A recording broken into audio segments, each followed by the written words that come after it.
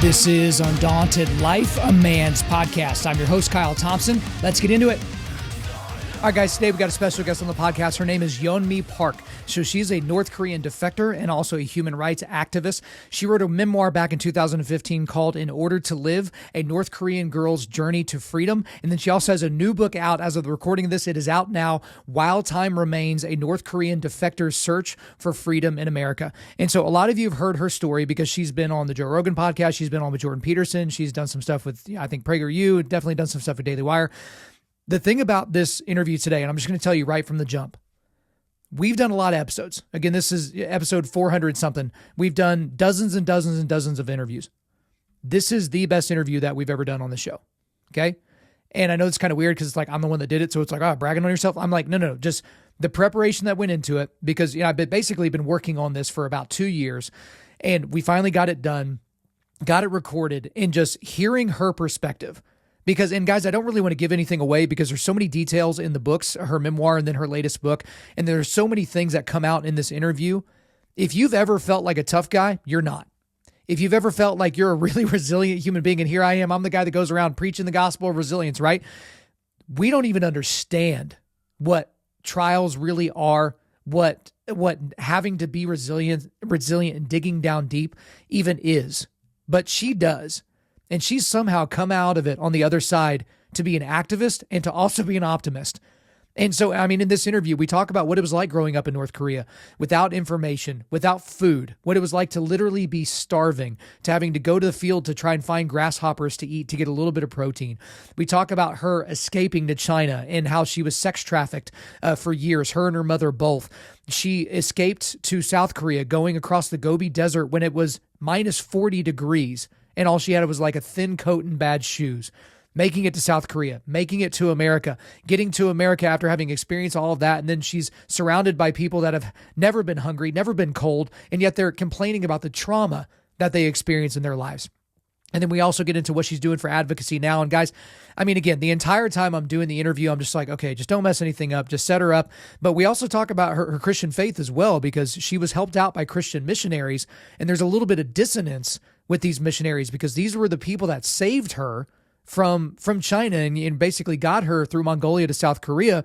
But they also had a deep negative impact on how she viewed God and viewed the propitiation that can be provided by the sacrifice of Jesus.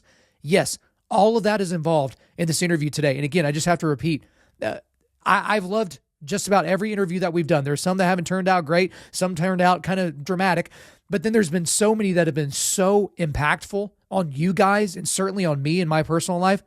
Nothing, as I sit here right now, having just wrapped up this interview, feels like this interview feels like. It is on a completely different level. So guys, I'm not going to keep her from you any longer. So without further ado, let's get into it. Yeonmi Park, welcome to Undaunted.Life, a man's podcast.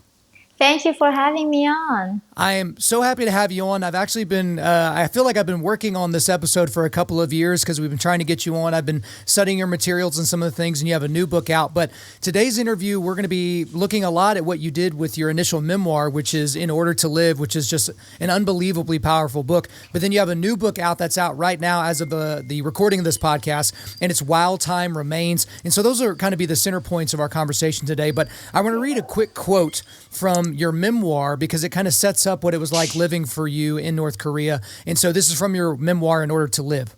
Mm-hmm. I am most grateful for two things: that I was born in North Korea and that I escaped from North Korea. Both of these events shaped me, and I would not trade them for an ordinary, peaceful life. So let's just start casually and just go to the introduction. What was it like growing up in North Korea? I mean, just one word. It's horrible. It's beyond anything that we can imagine.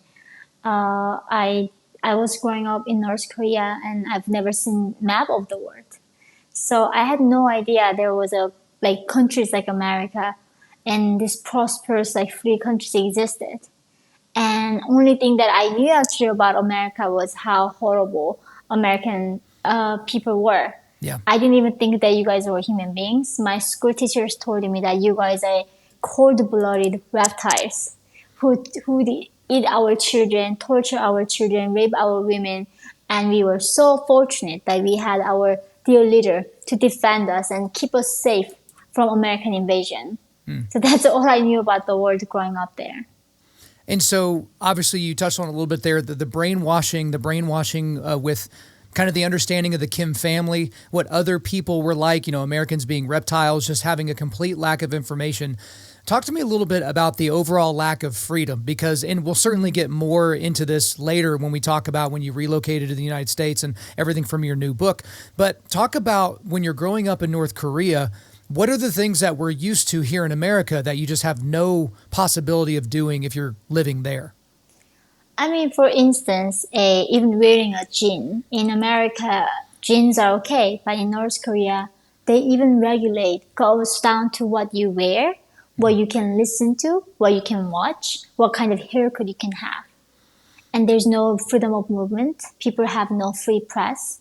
So there's nothing you can do by your own free will. The regime decides what you belong to, who you're gonna marry, what job you're gonna have. It's before even your birth. So when we were born in North Korea, we have 51 different classes. And this caste system is based upon your loyalty towards the regime. So basically, currently in America, people are being divided by skin color. I have a son who is half white, half Asian. I would say he's so screwed because now people say that he has an oppressor gene. He's oppressed skin color, right? Because he's white. In North Korea, exactly the same method that if my ancestors were capitalists or landlords, that means my blood is tainted. And that's why everybody is North Korean, depending on your class, how much you get fed is decided based on your loyalty towards the regime. And there's no movement between classes, right? You can't marry into a different class. Is that correct? You can't move from one to the other? So that's how they do. They try to prevent people to mixing up and moving around the classes. If a lower caste woman marries a higher caste man, what happens is the entire family of the men's caste all goes down with the women's.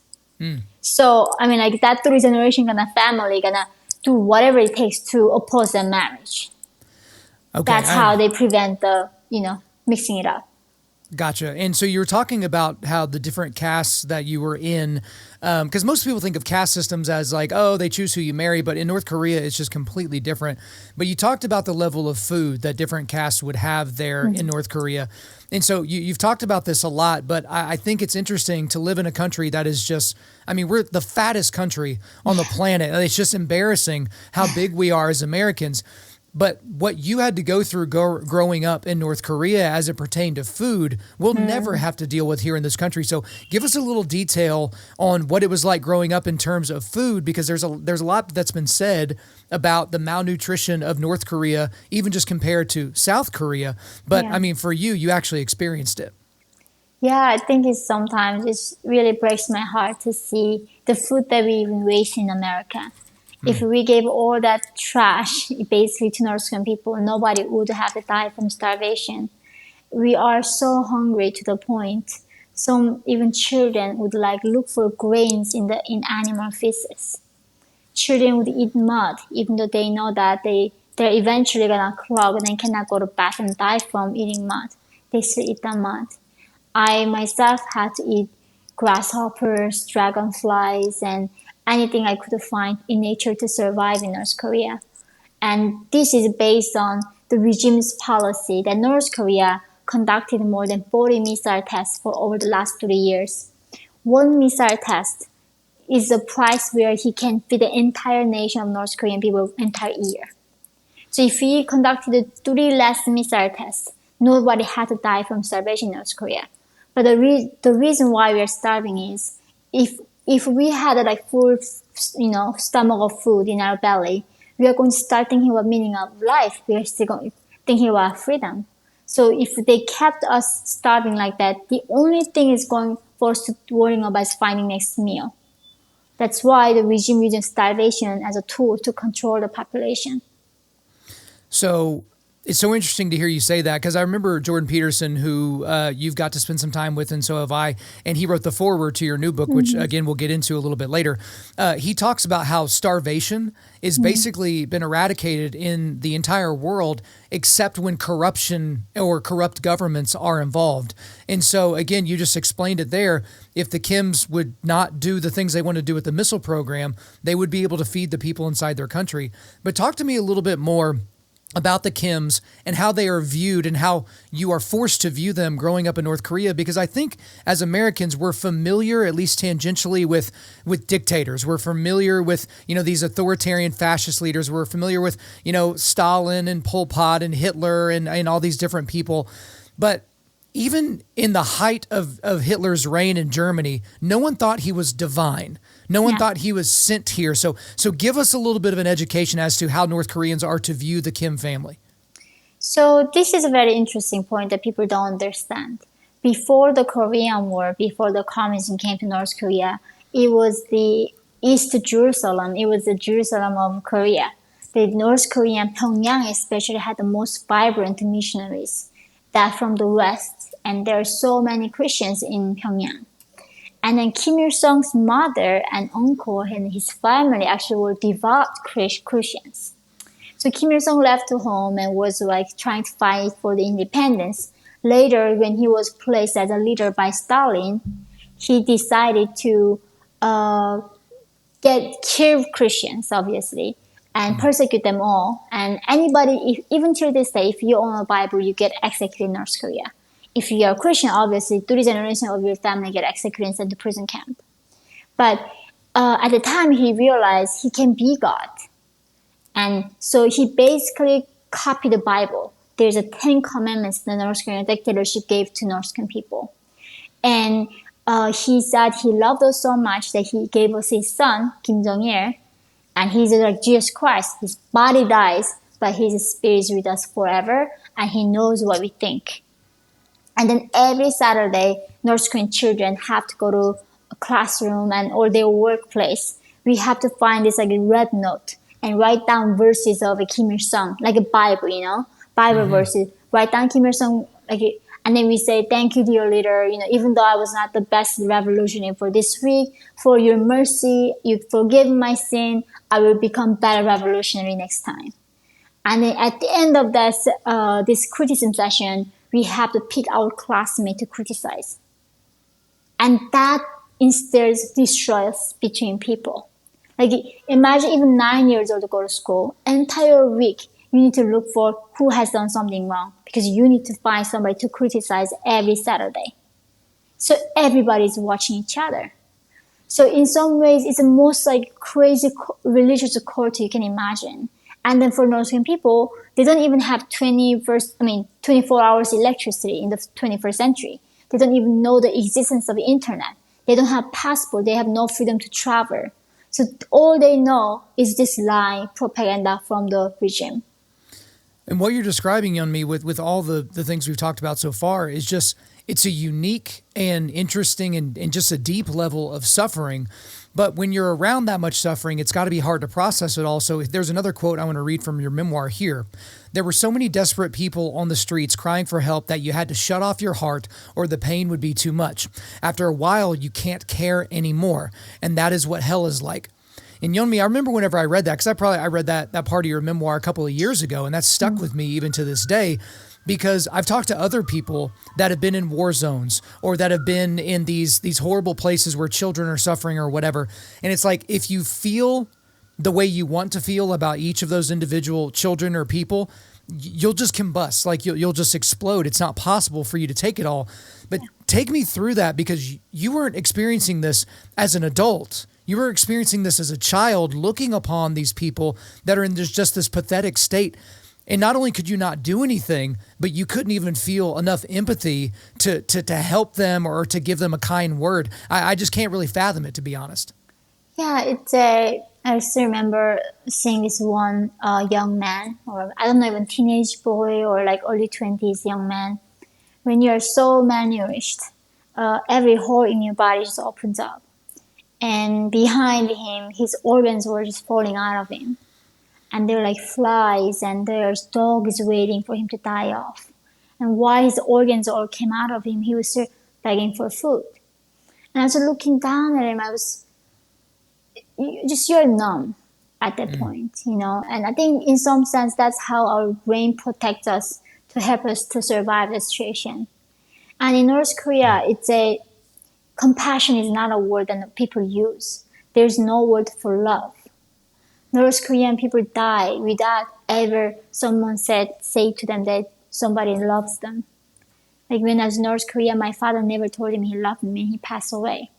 So even very basic thing that is compassion, love, is being denied because Kim Jong-un was afraid that if people, like he banned Mother's Day a few years ago, and the thought was if we love our mothers, we are not going to love them as much.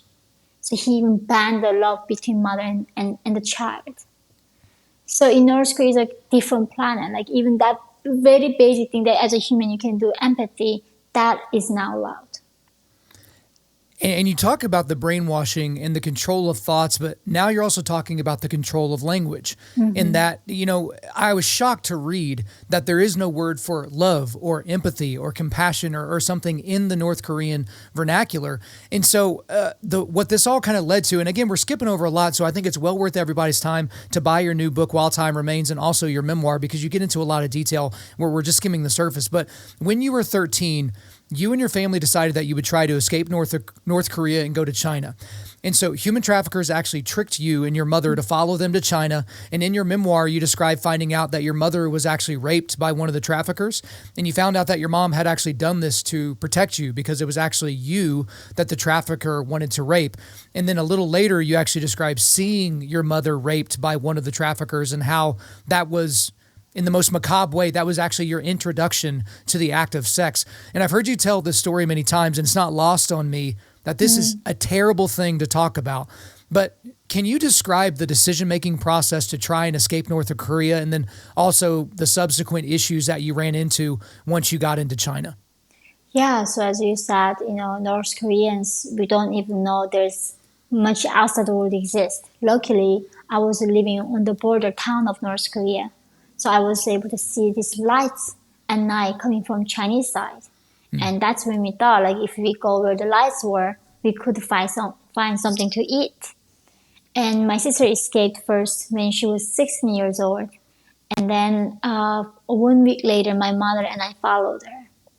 We found a lady who wanted to help us to cross the river into China. And when you are so desperate, you don't even question. If I didn't cross that night, I would died from starvation long ago. Right. So we did follow her, and then she matched us with a broker. And like what you said, the first thing I was seeing in China was my mother being raped. And then they were selling us as sex slaves. So there was a one-child policy in China that recently got ended. Due to that policy, a lot of people were aborting girls and kept the boys. So now there are more than 33 million men cannot find wives in China. So they buy North Korean girls as their sex toys. And also for organ harvesting, they need to buy these girls and men and take their organs out and just discard their body because we are not protected by any law, right? Even killing us like a killing of mice, you know, not even like less valuable than dog and pig. Nobody going to hold them accountable. And that was my fate when I got to China. It was in some sense it's worse than what North Korea was. And so you mentioned how you and your mother were sold, and you were actually sold separately as part of these human trafficking transactions. But one thing I felt that was interesting as you described the story on me is that you described what it was like hearing men barter and negotiate for you and your mother as if you were, you know, an animal of some kind. Take us through that, because as a young lady, as a 13-year-old, you're hearing these men compare you and your mother and almost pit you against one another, and where can they place you? Take us through that. Yeah, I think I remember they would like make me stand up and like make me turn around and check my teeth and check our like bones and everything and see if we have any defects, right? If we are like disabled or not. And then they started negotiating, and my mom was just in her 40s, just turned 40 or something. So they were like, is she able to reproduce or not? Because if the women can reproduce, then they will sell the babies as like porn like industry, as a sex slave. So a lot of North Korean women also being bought, and they buy them and then get impregnate them, and then they keep making them to get pregnant and sell those child. And these are the more than 1 million of these children in China right now, who were born by North Korean women. So they were negotiating that I was 13 years old and I was a virgin. And this perverted men, they love child virginity. So they were, ranking my price to over $20, and they were making my mother were sold for $65. And again, it's just astonishing to hear that in this country where, in this country, we have people that wait to have their families, and then maybe they struggle to get pregnant, and then they have to go through all these different processes to get pregnant. And it's usually a joyous thing. And then over there, it's like, again, you're just a commodity, just like, an animal giving birth to another animal that you can sell. And so again, it just kind of gives you an idea of the level of depravity that you were dealing with in that area. And Yeonmi, things got so bad for you and your mother in China that you decided that you were going to try to escape to Mongolia, but not to relocate and stay in Mongolia, but with the eventual goal of making it to South Korea. And so you were helped along in this goal of escaping by a group of Christian missionaries. And we'll talk more about the Christian missionaries here in a second. But take us through that process of getting from China to Mongolia to South Korea. Why did that have to be the way you had to go? So in China, we don't have any paid passport or ID or any documents. And if we get caught by Chinese police, they would catch us and send us back to North Korea to get killed and tortured or sent to prison camps. So we are extremely vulnerable. The only way for us to escape from China was actually walking across the frozen Gobi Desert into Mongolia. And somehow, if we didn't die in the desert and made it to Mongolia, then Mongolia might help us to go to South Korea as refugees. So, Yeonmi, so you mentioned going across the Gobi Desert. When most of us hear desert, we think 100 degrees, sand everywhere. But talk about crossing the Gobi Desert at the time that you were crossing it, because my understanding is the time of year that you were crossing the Gobi Desert, temperatures would get to minus 30, minus 40, and it wasn't like you were in the world's best gear to make that trip. So let's talk a little bit more about what it was like actually crossing the desert. Yeah, so this was almost end of February 2009 when I was 15 years old. We had one toddler in our group, and we had a total 8 people, including that child. And then they told us, gave us one compass, and then told us to, why don't you go follow the north and west direction and cross the 8 wire fences. And that might be Mongolia. And if you get caught by the Mongolian soldiers, tell them that we are refugee. But going through these wire fences and desert is like there are border guards with machine guns. If they see anybody cross, it's not like an American border, you can just walk in. They literally just shoot you. It's a shoot to kill order. Like they just shoot you and you die, and you just cross the border illegally, and nobody can question their authority to do that. And the wire fences are electrified. So if you touch it, you can just electrify and die. So that's why we needed a miracle. And we chose the coldest month. And so the guards would think like nobody's crazy enough to go through this desert right now, because minus 40 degrees, you breathe, it becomes all icicle. Like if you don't move for 5 seconds, you can die from freezing to death. And we don't have gears like gloves or hat or scarf. We were just wearing thin jacket, no gloves, no boots. Just started walking from Gobi Desert, and somehow, against all odds, I survived. So, Yeonmi, I just recently read a book about a World War II pilot that, was shot down over Germany, and then he was in a German POW camp. His name is Frank Murphy, and there was a death march that they were on. And I remember hearing these stories about these other soldiers that on this march in the snow, very, very cold, similar situation, that these men would just walk out of line and walk into the snow, and they would just sit down. And it's just like, look, I can't Like, I can't go anymore. I'm going to sit here and I'm going to die. Yeah. And these are strong, young military aged men, but they got to a point where they broke mentally. Yeah. I want you to talk a little bit more because, again, guys, we need to set the scene. She was not in snow boots. Yeonmi was not wearing a parka that you could, wear and, go up and climb a mountain during the wintertime. Thin jacket, thin clothes, not the world's best shoes. Again, minus 40-degree temperatures. Was there a time during that, Yeonmi, where you're like, okay, this is terrible. Like, I'd rather be back in North Korea. Or was it like, look, I'm either going to make it or I'm going to die trying? Just take me through that mindset, because to be honest, I don't have anything that even comes close to that in my life. And I'm assuming most of the guys listening to this don't either. Yeah, it's like what shocked me standing on that Gobi Desert was it's like standing in front of the middle of the ocean. There is nothing indicates you that you're going forward or going circle or backwards. There's not, it's just pure sand and flat. So I was thinking like, are we going back or are we going forward? Are we going sideways? And then it was pitch dark. Eventually we got to see some stars, but there's times, throughout the night, based on the cloud, everything, you see some stars and it become pitch dark. And another danger that we had to avoid in the desert was not the soldiers, of course, but then the animals. There are very wild animals and snakes that come and eat people because they are very hungry too. And then I remember the missionaries were told us that if you cross 8 wire fences, it's gonna become Mongolia. So we keep looking for wire fences, but then you hallucinate, because you want it so much. You feel like there's a wire fence and you run and go, it's not there. And it literally, you might just lose your mind at that point.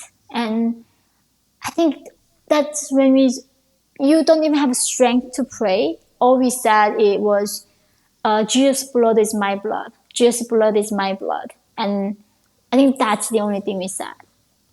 And just keep thinking that line, what that means, and just keep going. And somehow miracle, saved us. And you made it to Mongolia, and we'll get more into the rest of your trip here in a second. But I want to go back to something that you said earlier, because the Christian missionaries that helped you told you and your mother to prepare for the very real possibility that you would be captured and sent back to North Korea. So I want to actually read a quote from your new book that's out now, While Time Remains. I remember preparing myself for suicide. My mother and I had a plan for if we were caught. She had hidden dozens of razor blades in my jacket and a plastic bag full of sleeping pills in her bra. We cried as we rehearsed the steps if we got caught by the authorities. We tried to lighten the emotional burden by reassuring each other that we were lucky to be in such a position at all, to finally escape to freedom, or else to finally be released from hell. Our journey to the other side, wherever that may be, would be together. We would be together. It would be to freedom. And again, excuse me, just to even put yourself in that position to where you're like, okay, I'm almost going on a suicide mission, walking across the Gobi Desert, but that's not nearly as scary as, the cold's not nearly as scary as the animals, which isn't nearly as scary as the soldiers that are going to take us and send us back, where you would be executed immediately. But it was almost like you and your mother, you took, because you hadn't been in control of your lives for your entire lives, but you were going to control your last moments on this earth if that were to happen. Again, I feel almost shameful even keeping to bring it up, but none of us in the audience, Yeonmi, have ever gone through something like that or even thought through that. But take me through those moments where you and your mother were rehearsing your suicides just in case you were captured. I think that's the thing. When I was living through North Korea and China, actually dying was the easiest thing that I could do. Dying takes the maximum 5 minutes. Living takes forever. So I think when we were preparing it, it wasn't like any sadness or anything. We were just numb. Yeah. We were just trying to survive, and if we don't make it, and there was nothing made me even resentful at that point. All I knew about the world was just darkness and suffering. And we never learned how to complain even either. That was not a thing for us. Or complain how unfair it is that we were born in North Korea. I think all we just were thinking is, if we get caught, it's not they're going to actually execute immediately. they're gonna send us back to North Korea. And the first thing they're gonna do is raping us, taking our nails away. They're gonna torture us, and they're gonna let us die in the most horrible way that you can imagine. So actually killing ourselves just immediately was the biggest blessing that we could ask for from God. And I think that's what we're hoping. If we get caught, please let us kill ourselves, and we don't have to go that far.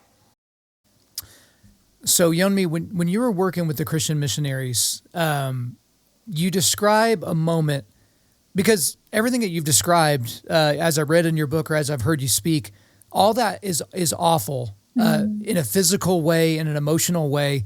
But then there was also some spiritual things that were going on in this moment that it just absolutely took my breath away. But when you're working with the Christian missionaries, you describe a time when the pastor called a prayer meeting where you all would confess sins and ask for forgiveness. Now, this is different than what you experience in the classrooms in North Korea, where you're, trying to point out the sins of somebody else. This is a moment where you're basically confessing sins and asking for forgiveness. And after you and your mother did this, that pastor pressed you to continue. He wanted you to keep going, and he wanted you to basically say your sins to the entire group and ask for forgiveness. And you and your mother at that moment actually confessed to working in sex chat rooms in Shenyang, China, while you were basically just trying to survive. Can you actually take us through that situation? Because the pastor responded to you in a way that just absolutely made me sick to my stomach. Can you take us through that?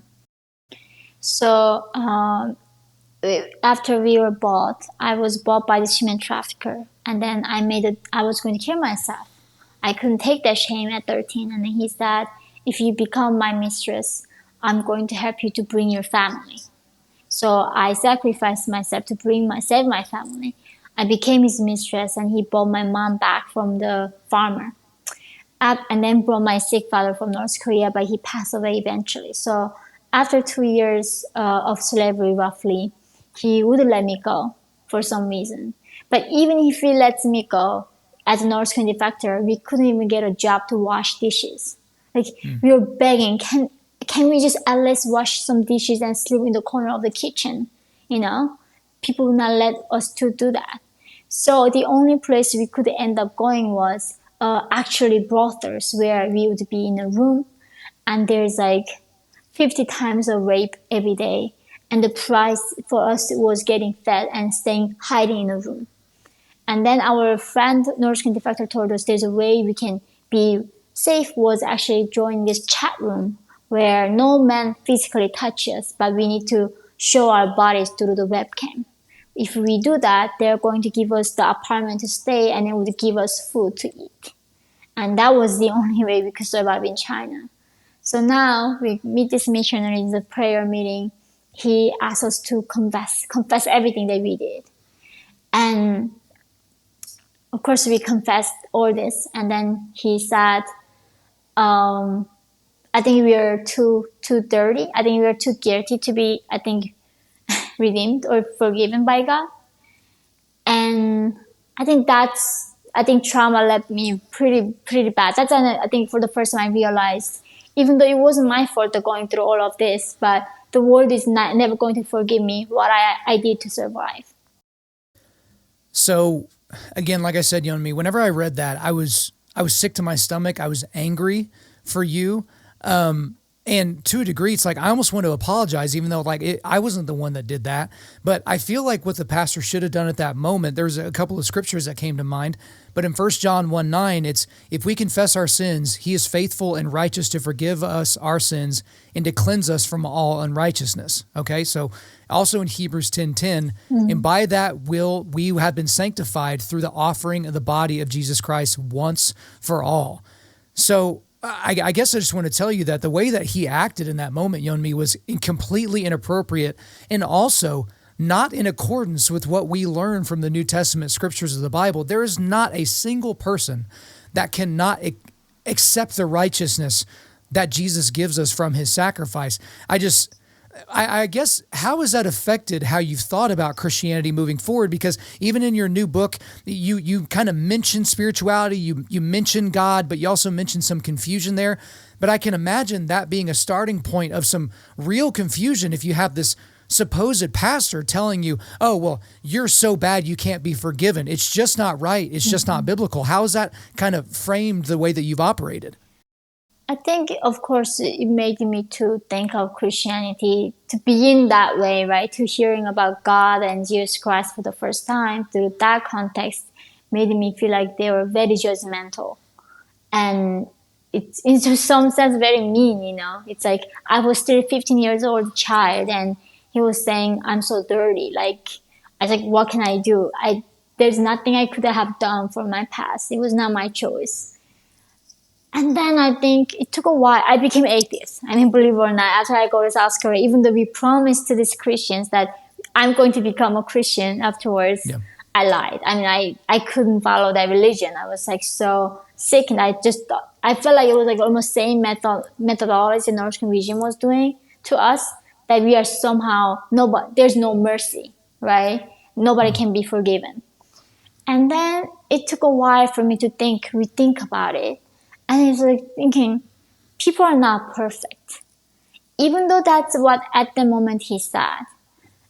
If you look at his actions, he was the only man who risked his life to come to China to rescue us. There's so many people say virtuous things sitting at home in the comfort of sofa and AC and nice like refrigerator. They talk about all the great things about how to make the world a better place. They don't do anything when it comes to actions. They don't take any risk. And then I think that's when I realized he was actually the greatest hero I've ever met in my life when it comes to action. And I think that's very important for us to realize the action and also accept that not everybody is perfect. And then when I had my own son 5 years ago, I think I met God. I was for the first time seeing the miracle.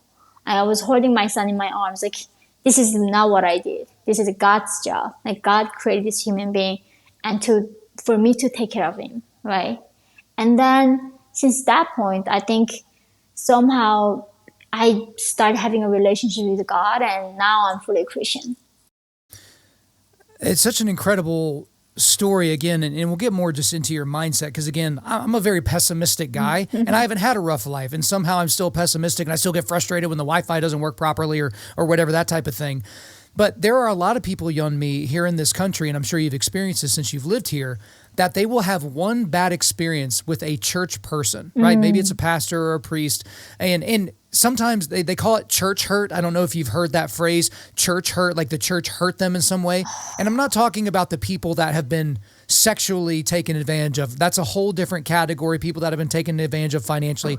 I'm talking about people that there was a mean pastor or there was a judgmental pastor, and from that point forward, they shut off that entire part of their life. They don't believe in God anymore. They certainly don't believe in the sacrifice of Jesus to, provide propitiation for us to be able to be before the Father. But for you, you didn't shut it off. You shut it off initially, but you didn't shut it off entirely. So take me through that a little more, because again, in America, it's so convenient for people, especially when you can have all your needs met so easily, to be like, God, Jesus, I don't really care. Right. I think it was same thing actually. I was in New York City, and so many of my girlfriends hate men. They think that men are horrible, and we have all these problems in the world because of white men, and because they're in power, there's so much violence. And like you said, yeah, there is a rapist that there are men. And I really like any guy that I met in China, they were all my rapists. They were all trying to rape me. But then remember that my father was a man who was the most amazing man. He gave everything he had to protect his own family and providing for his family. Without him, I would not be here. And any woman currently alive, they would not be here without their father, right? So I think understanding life not as black and white, and not generalizing it, because there's one pastor was not the perfect person. Now I'm gonna think everything is that way. It's in a way it's very uneducated, very shallow way of understanding words. And people started asking me, like, how do you not hate men? Like, how do you date men? As if I need to become a lesbian, And like, I love men, and I have a son who's a man. And I became very men's advocate, and people get so baffled. Like somehow I defend men in my life right now. Well, Yeonmi, you brought up your father, so I want to get into here in a second. I want to get into going to South Korea and basically that kind of being the start of your new life. But your father features very prominently in both of your books. Very unique man, and obviously you need to go get the books to kind of dig in there. But it's almost like understanding the type of man that your father was, a virtuous man like your father was, almost gave you a pathway to your heavenly father. Because I know men that have bad fathers on this planet, and then they're like, well, why would I want a heavenly father? My father's so bad, or he's absent, or he beat me, or any of those types of things. But if you were to almost summarize some of the things that helped you get through this outside of God, it was your dad. Your dad gave you some very special things they're inside of you, Yeonmi. And like, even though he's not here anymore, it's like his spirit lives on through you. And I don't mean that in kind of a new age way. I just mean like the spirit with which he lived with, his perspective, his ability to be thankful, even in the face of horrible depravity. So tell me a little bit more about your father. Again, I know it's like we have short shrift because we have to move on in this podcast. But again, it seems like he still has such a big impact on you. Yeah, I think, his spirit in me. I think he is with me. I think I never questioned that. I think in even my second book, I opened it as what he told me, that tigers, when they die, they leave their skin, and when humans die, we leave our names. So make your name long and lasting. And that really stuck with me, how he was, even in that vicious communist dictatorship living through, he still tried to make life meaningful, life virtuous, that was helping other people. That was not just about himself, but always serving other people. He sacrificed everything for his family to protect us and provide for us. And he literally providing for us means in North Korea was risking his life. And then that's how he was sent to prison camp and get tortured and sentenced to more than 10 years. And he died at the age of 45, not knowing what freedom was, not knowing a life can be this comfortable, this prosperous. So in some sense, like, this man, all he knew was darkness and suffering, but somehow he was always able to see the light. And he was so resilient. He told me, no matter how hard life punch you and push you down, you always get back up like a roly-poly doll. That's what he told me as a young girl. I was like, do you see that little doll? No matter what I do, she's gonna come back up. That's what you need to do. So that's how I understood life. And he said, no matter what, life is a gift. You need to fight for life. No matter what, life is the most precious thing. And now I come to America, people living this comfort. Of course, they say like babies in mothers' tummies are not babies. And that there's no appreciation for life. There's never been a time this easy to fight for life. And somehow my father had that appreciation for life that I don't know where it came from, but he had that. And I think to this day that he inspires me.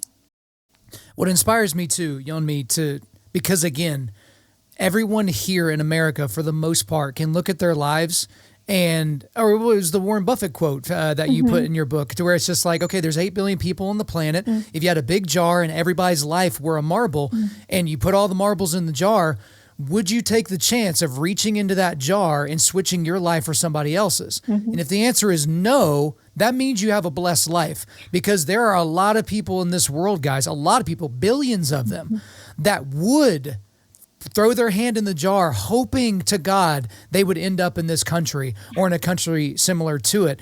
And so for you, Yeonmi, you go through what you go through in North Korea and then into China and the Gobi Desert and Mongolia. But then you eventually do make it to South Korea, and you're trying to put your life together and get established in South Korea, and you're trying to assimilate to, a quote unquote normal life, whatever that looks like, in a new country that is part of the same landmass as your old country, right? But take us through that process of being a Korean, but being North Korean, speaking a little differently, looking a little different, obviously being smaller than your South Korean counterparts because of malnutrition. There's a lot there. Go ahead. Yeah, I think, of course, I got to South Korea. First thing they do is taking me to a hospital that we've never been to a health checkup as North Koreans. And we've been in China, exposed to everything. They make sure that we are not bringing new diseases to the South Korean population. After that was clear, they would put us in a 2 month of isolation and interrogation. Make sure that we are North Koreans and make sure that we are not spies.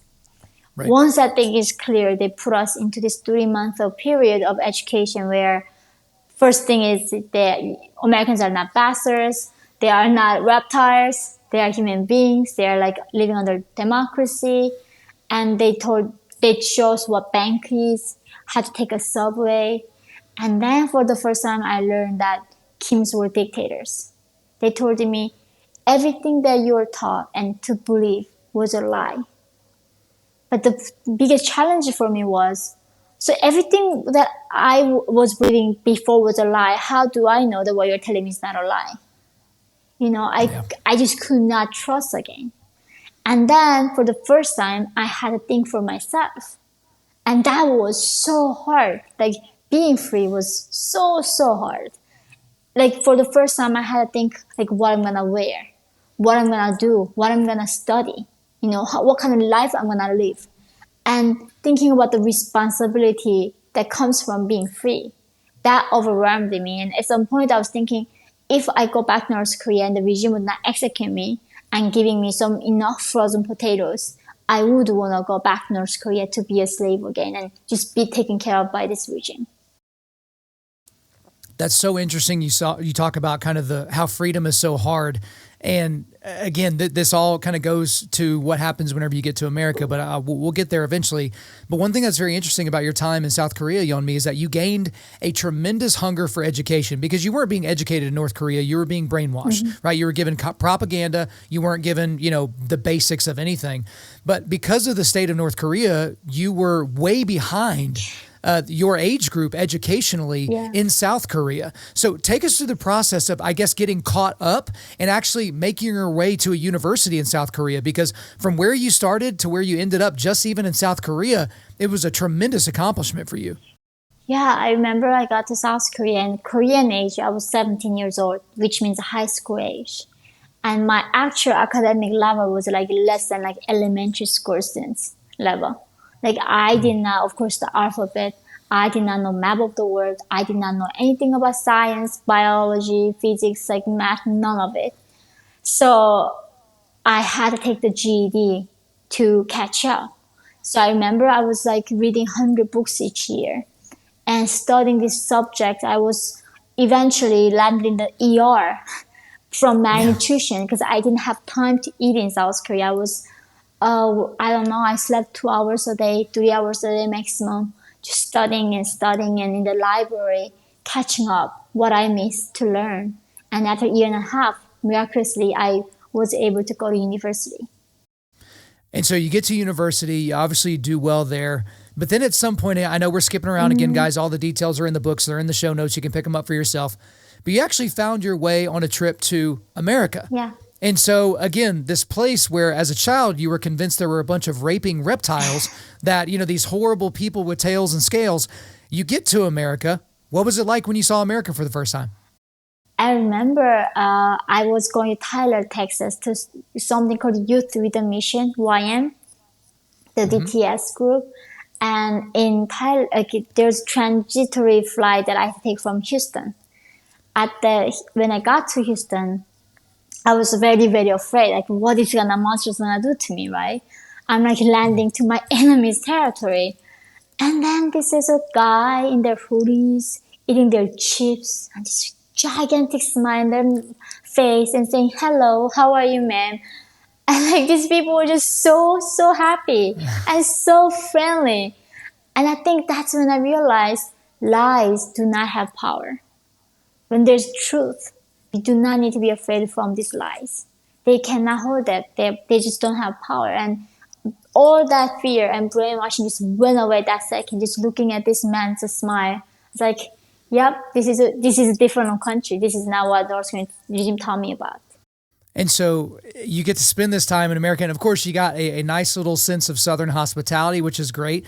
You spent some time in New York City. And then again, I'm skipping over a lot of stuff here. You go through a visa process and you end up becoming a resident of New York City. And then eventually you became a citizen of the United States. I believe that just happened last year. So congratulations on that. I literally wrote in the margin, like, yeah, great job. And I highlighted, I was like, you're finally here. You're one of us for real, officially.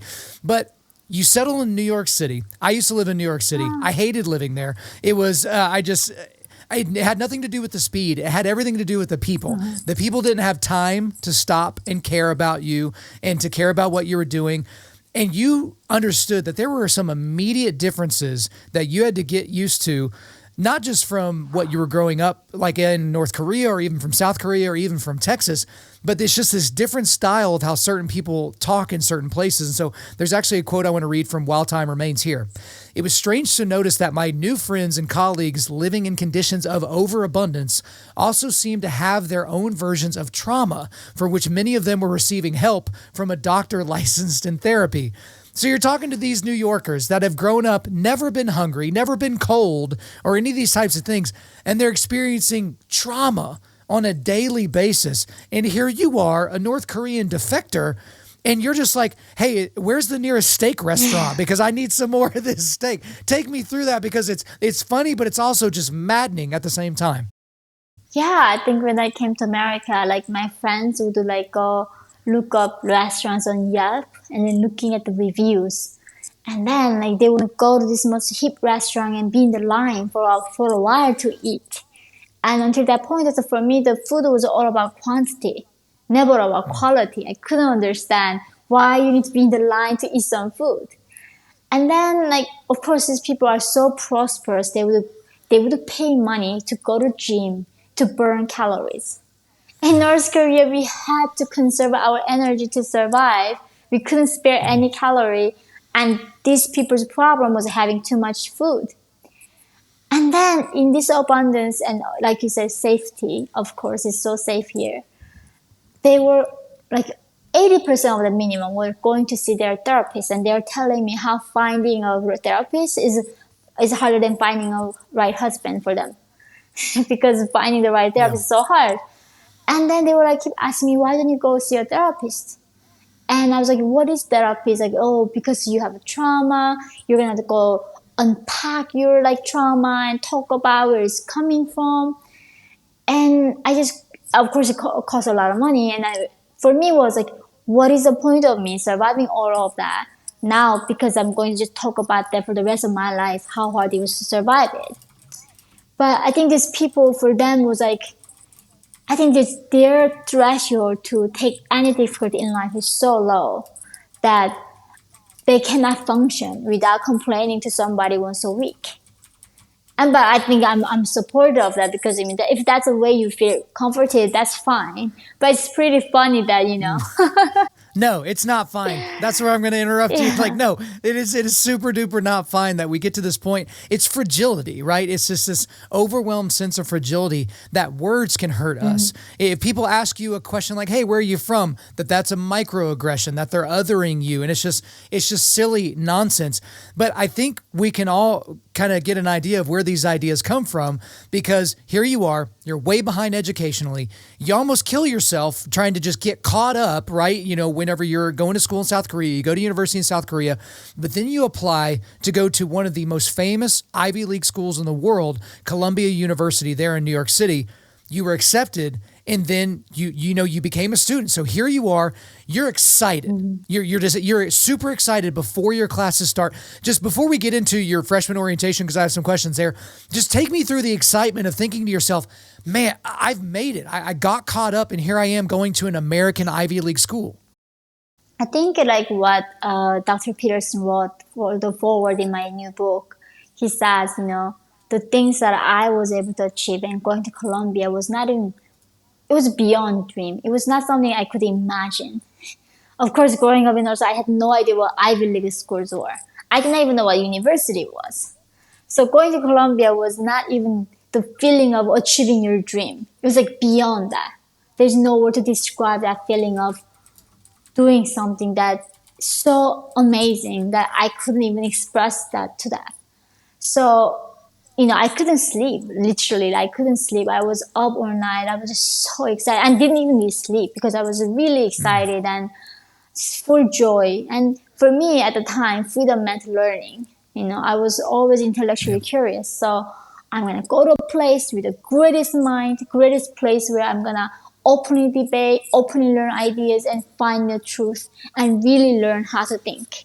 The liberal arts education, that what they're promising to do. And that's what I was expecting when I was going to the campus that morning. So you're excited, you're optimistic, and everything seems like it's trending in the right direction because you're ready, you're prepared to do this. But all that seemed to disappear immediately during your freshman orientation. And it seemed like it disappeared immediately whenever somebody brought up Jane Austen. And so take us through the Jane Austen story. So in this freshman orientation that we are all obligated to go, is we have to attend this orientation before we start actual classes. One of the instructor was telling us the importance of staying woke, and it was really for the first time I heard the word woke. I was like, I'm awake. Like, how am I not woke? Right? I was just so confused. Like, yeah, I'm awake. That's why I'm here. But then she was like, no, no, no, giving us an example of being woke. So she was like, okay, I'm going to give you guys an example. Who likes to read Jane Austen? And I raised my hand because I love reading. And in North Korea, they said we don't have love. And there's a lady in the 18th century, like, talking about human emotions, like complexity of being a human. I was like so touched. And then she was saying, by reading Jane Austen, you make to believe that somehow only white men are capable of logical thinking. And because she was living in the era of white colonialism, her writings perpetuating that white supremacy and systemic racism. And that's how I am taking a part in this horrible, horrible, oppression. That's the example of staying being woke, to understand where all this oppression is hiding, beneath all of these things that we are seeing. And I think I thought she was joking literally initially. I was like, this got to be a joke, right? Reading one of the classical work of our achievement as a civilization. Yeah. This is a sign of oppression. I mean, you got to be a joke. And then it just continues from there. They were making us to go to this a consent orientation where we all had to go. And initially I was appreciative. Like, I was after a rape victim and teaching everybody to understand the consent between people before they have sex is important. They were like showing us like cartoons and videos and talk speech. And then eventually what struck me was like, okay, there's examples, right? Two students, like men and female and male, go out in a bar and drink. At the end of the night, both of them get drunk and then decide to have sex. The next morning, women mix up and she says, I gave her consent under influence. I regret the sex. That means that's a rape. Even though men and women equally drank that night. But if the woman changes her mind the next morning, it's a rape. So that's what I was thinking. This is an insult to real, actual rape victims. This is not a rape. This is not how rape happens in real life, right? They are bending the truth. This is not what actual rape means. And then the professors would write emails to us. Today's writings and readings gonna cover this topics. If it triggers you in any way, don't do the readings and don't even come to class. And don't even need to tell me what triggers you. So I was like, then why are you here? If you can handle reading some books, you should not be in the university. And then professor said, if it's too much to handle, this oppression is too much for them, right? Then you need to bring your comfort animals. And at the time, I was actually a new mom. I had a child. I was nursing. I had a pump every 2 to 3 hours. So I was asking my professor, can I bring my child? And my nanny can be outside. And if he naps, can he stay next to me? She's like, no, babies are not allowed in the classroom. Even there's a sleeping infant baby who was like nursing by mother. And then there was letting these puppies to come licking around us because they are like comfort animals. And I think that's when I realized this country is getting destroyed. Like, I'm witnessing the fall of civilization.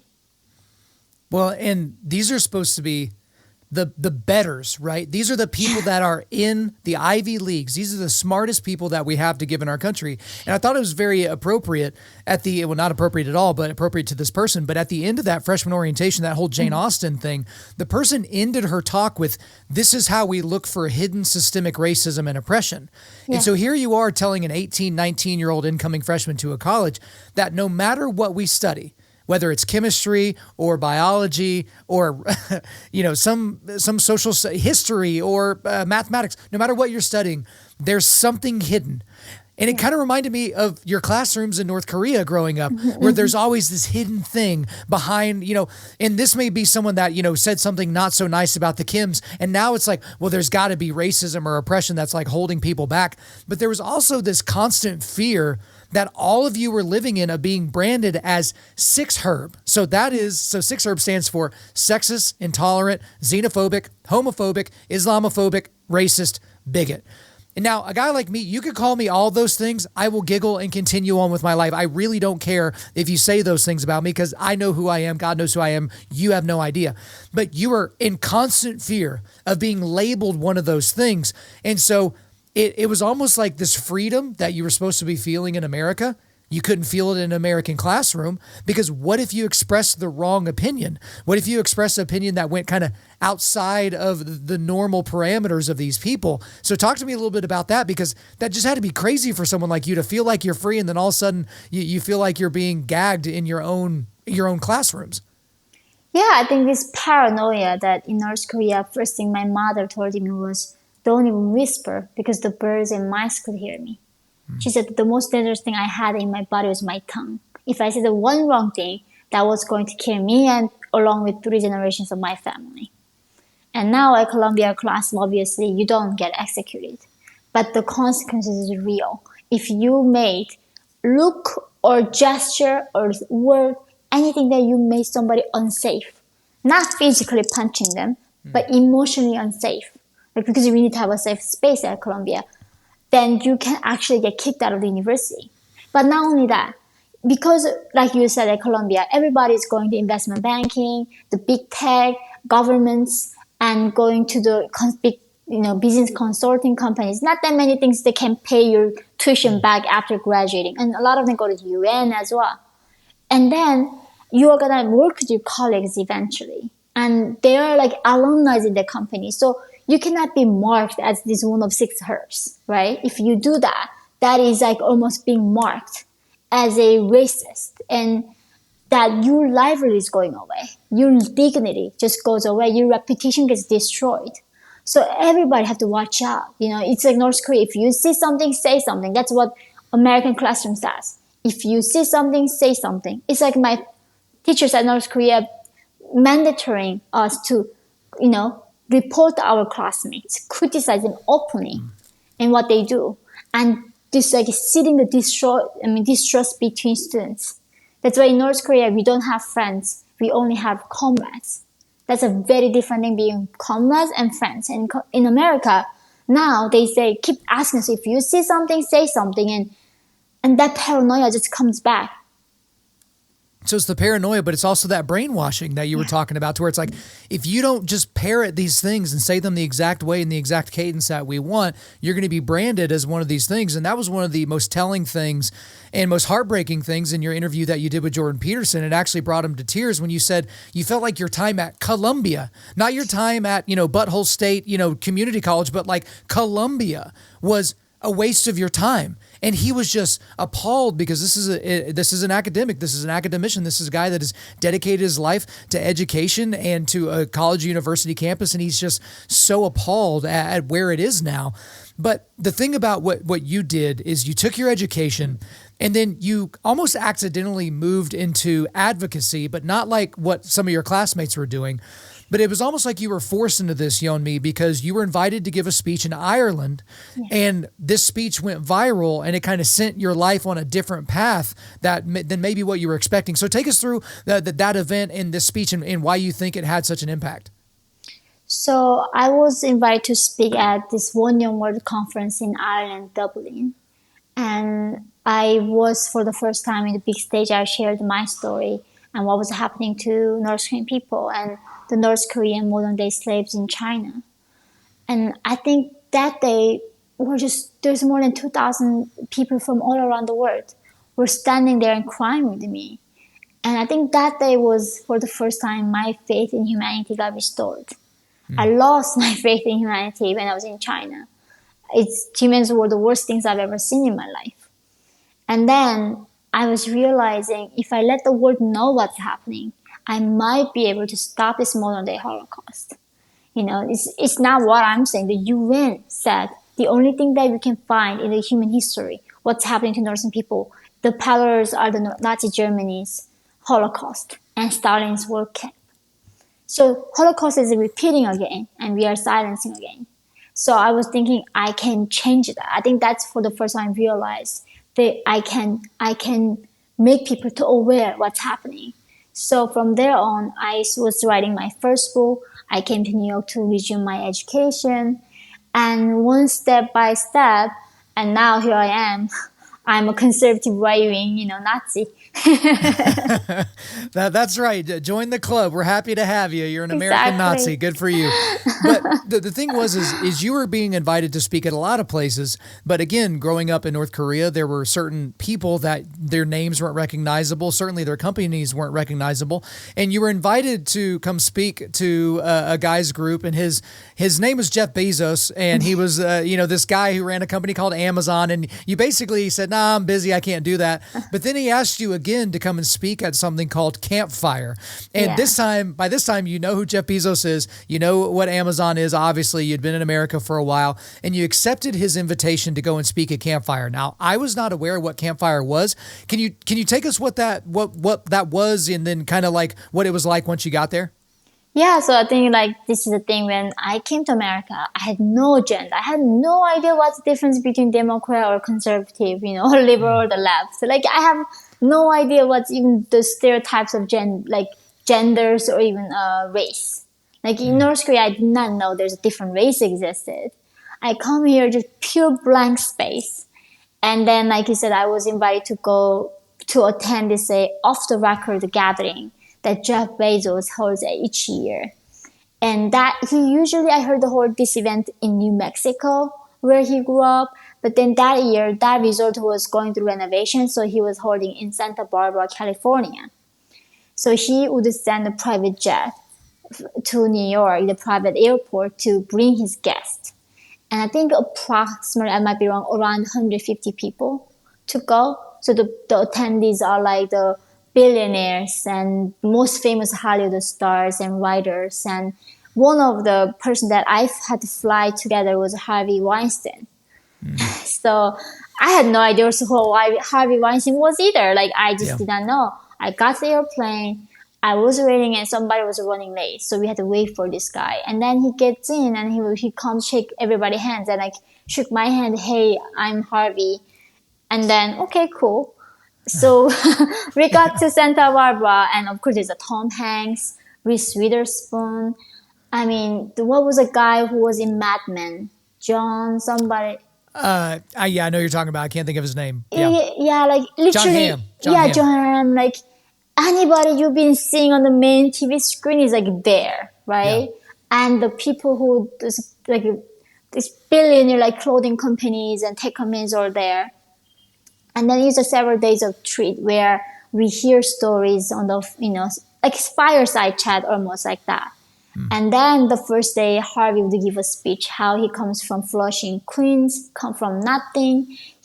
With his grit, he became successful. Now he's helping a lot of marginalized children and giving money to Democratic Party.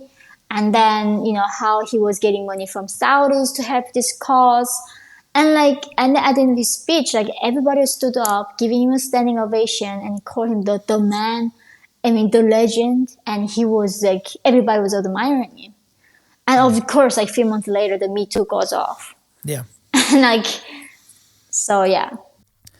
So you're there, and eventually you get to give your speech. So everybody gets to give their speeches, and your speech is obviously a little bit different.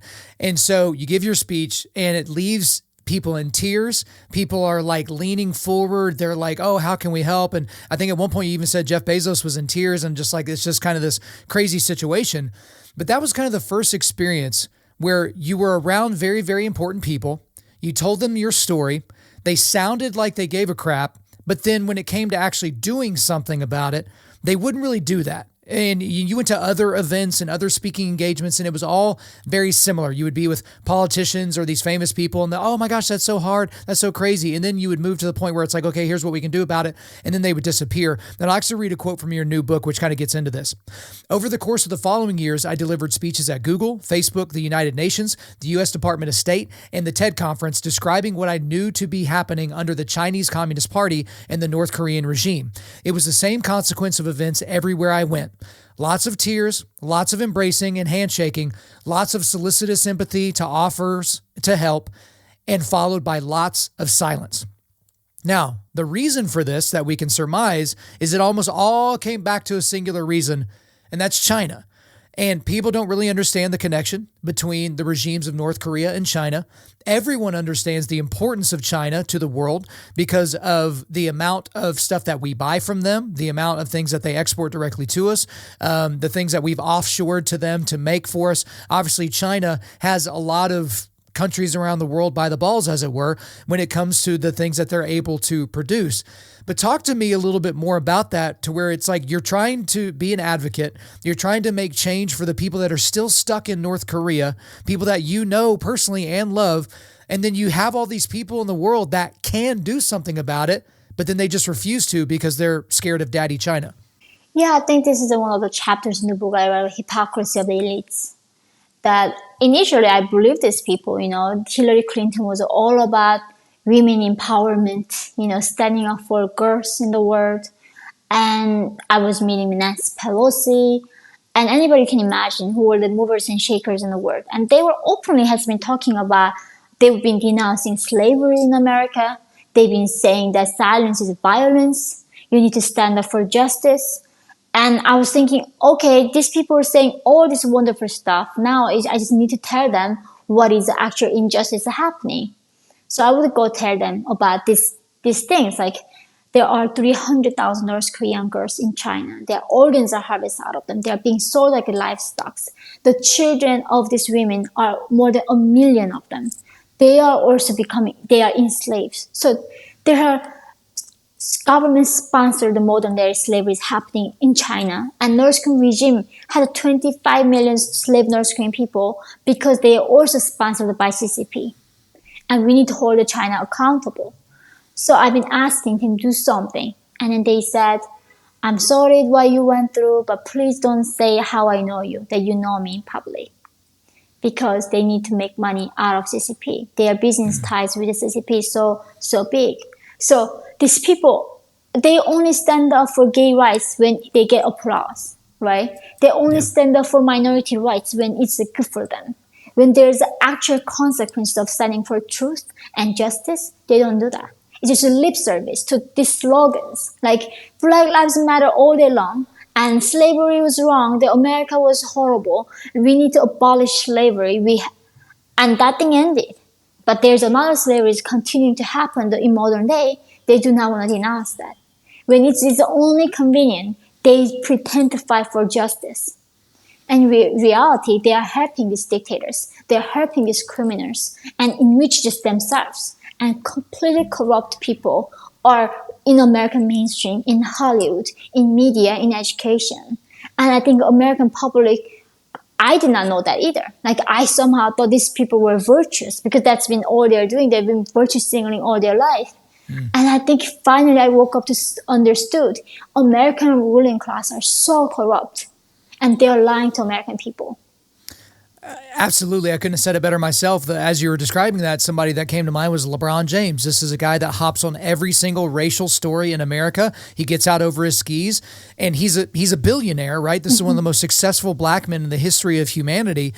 But he doesn't have anything to say about the depravity of what's happening in China. Why? Because there's a bunch of children putting together his shoes for him so that he can sell them and make money through Nike. And he's just one of the many, many examples of people, even the ones that you laid out in your book.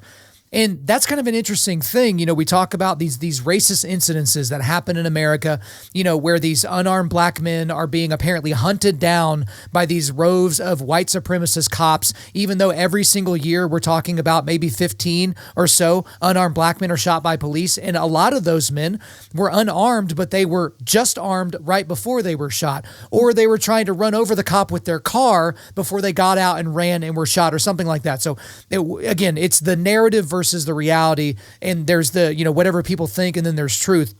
But then there's something that happened to you when you were walking through Chicago one day with your baby in broad daylight. And this was kind of like a center point of the new book, While Time Remains. And it kind of led you to even write the book, because this thing had a massive impact on you. So take us through that story and take us through what happened. So yeah, but after I graduated from Columbia that year, I couldn't even go to graduation because of the pandemic. They would lock down the cities, close all the small businesses and restaurants, and we couldn't go anywhere. So it was August during the lootings of BLM at George Floyd's summer. Even the grocery stores get looted. I couldn't go buy the milk for my son. The children's hospital get looted, literally. They would burn down the prescription pills, so people could not get their prescription pills. This is a complete evil act these people were committing. And the mainstream media saying there's really not much violence. They're completely lying to people. And I'm living in the heart of downtown, and these people are saying they're gonna destroy Trump Tower, and we are like living next to that. And the government still not denouncing them as a domestic terrorist. Like literally, there are people gonna destroy a building, and entire bridge goes up. There's checkpoint. That's not domestic terrorism. And that day, I was gonna go out to get some fresh air with my son and with my nanny, and I was pushed in the broad daylight.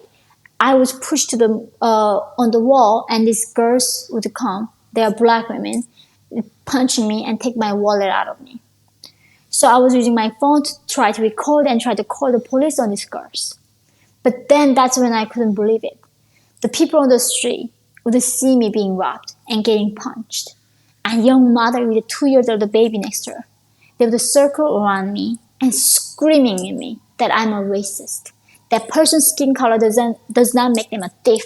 You're a racist. You're crazy. Why are you doing this? They were looking into my eyes. Why are you doing it? Because I was trying to call the police on these girls. These thieves, the criminals.